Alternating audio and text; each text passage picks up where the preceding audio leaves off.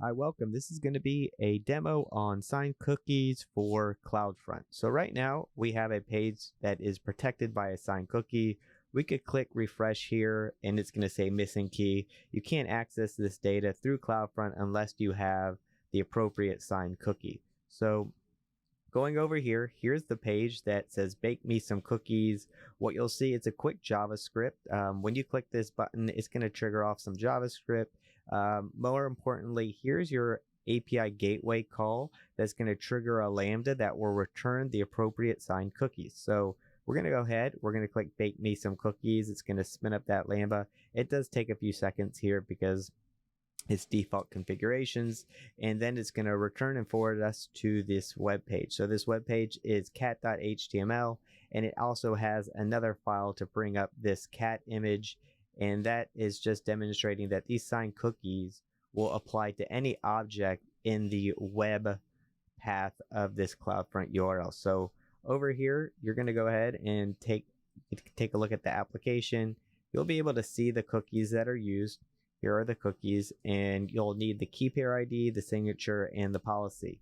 With all that, you'll be able to access the content behind a CloudFront URL that has restricted viewer access as it relates to signed cookies. Our next step is to go ahead and look at the resources required to build out the CloudFront distribution with signed cookies, and so I'll be showing you that. Okay, now that we have seen how the signed cookies works on the UI, let's go ahead and take a look at the AWS resources that are needed to support this POC. So right here, the first thing we're going to need to do is have a trust group between a public and private key. The public key is going to live as a resource in CloudFront, where the private key will be stored in a Lambda or have to be retrieved by a Lambda. The best practices pattern is to store that secret key in Secrets Manager.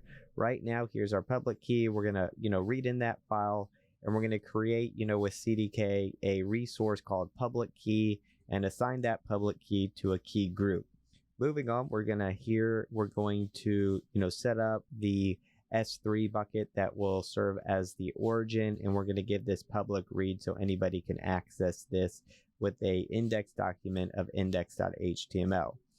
Here is going to be the resource policies to make that bucket public, and right here is where we're going to set up the CloudFront distribution. This is going to be how you do it without cookies. It's very simple. You're just going to have behavior options. You're going to point it to an S3 bucket. This is just to show how you could do it very vanilla without any restrictions. The following two lines are if you need to. You can create origin request policies and cache request policies. Both of those aren't used right now for the demonstration, but I had them there just to say, if we wanted to assign these to your distribution, you could. So right here is the main distribution with cookies. So what we've done is, the default behavior for this distro is going to be to land in the S3 bucket, so you can have HTTPS and, view the buckets normally. But the behavior around this path, web star, will be, where signed cookies are required, and that's kind of demonstrated with this trusted key group. We created that above, and this is going to enable that restricted access. Moving on down, we're going to have our Lambda function that are going to create our signed cookies. We're going to assign that to an API gateway, and we'll make it a get method. And that's really quick how you set up the signed cookies with CloudFront. In the home stretch here, and this is where we're going to look at that Lambda that's creating those signed cookies. The first part, we're going to be using JavaScript. I'm not a JavaScript developer, but I am going to just walk through this simple code just to show you how these signed cookies are created within a Lambda function. So we're going to use the AWS SDK here in JavaScript, and I'll show you the reason why is it does have a API call called get signed cookies that makes it really easy to generate the cookies themselves. We're going to, pass in that key pair ID that we built with the CDK app, and here's where on line 4 where we're pulling in that private key. Again, you want this private key really to live in Secrets Manager, and you'll bring this in as needed when you sign the key or when this Lambda is invoked. Here is your CloudFront distribution URL. This is your expiry, and all of those are needed to create the custom policy. There's lengthy documentation on how to set up a policy. You could restrict it by IP address, start time, end time. This is very flexible right here based on, the statement syntax. But as we go through on, we're going to create a CloudFront signer with the SDK. We'll pass in that key pair ID and the private key, and we'll get that signer object.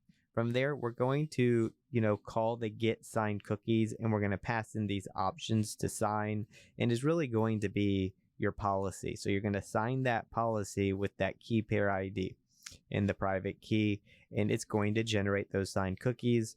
What we're going to do is we're going to return these signed cookies as headers. Through API Gateway, you definitely have to have a certain syntax. What we're going to do is we're going to return, set cookies, and these are the 3 cookies that we're returning. We do have to kind of have it in different cases. You'll see the E capitalized here and the T capitalized here, and the reason for that is just how API Gateway requires you to return these values. We're also going to have to make sure that we have a CORS access control allow origins set to that CloudFront distribution that we've created. So this is what's required from a return standpoint. This is going to be the response.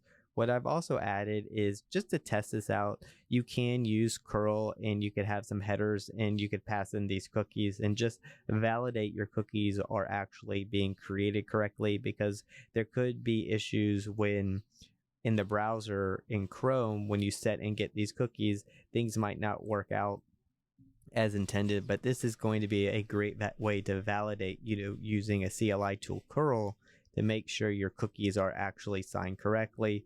And here we're just going to return the response. We're returning the response as headers in this JSON body, and that's going to set those cookies on the browser or return them so your client can use those cookies for subsequent calls. Thanks.